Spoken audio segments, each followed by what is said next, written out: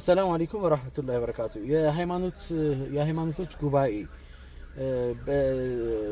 ይህን ሰሞን በተፈጠረው በነብዩ አለይሂ ሰላም ላይ ዘለፋ ትችት ባደረሰው አንድ ጋጠወጥ ባለጌ ፎይም በተመለከተ ዛሬ መግለጫ ሰጥተዋል። መግለጫው ያው ይሄ ነገር እንደሚቃወሙ አግባብ እንዳልሆነ እንደዚሁም ደግሞ በአንድ ሰው ግለሰባዊ የሆነ ነገርን ወደ ሃይማኖት ተኮር ጉዳዩን እንዳይወስዱት የሚል ነገር ነው መግለጫው እንትን ያለው። እኛ ግን የምንፈልገው መግለጫው መስጠቱ ቆንጆ ነው ጥሩ ሆኖ ሳለ ነገር ግን ከመግለጫ የዘለለ ልክ ታቦትን ክብር አግድፈዋል ተብሎ እስር ቤት እንደገቡትና እንደተፈረደባቸው ልክ እንደዛ ጉዳይ ብሎ ይዞት ጉዳያችሁ ነውና ይሄም ጉዳይ ብሎ ይዞ የሃይማኖቶች ጉባኤ ይሄን ሰው ምንድነው አፈንፍኖ አሲዞ ለህግ እንዲያቀርብልንና እንዲያስፈርድልን ነው የምንፈልገው።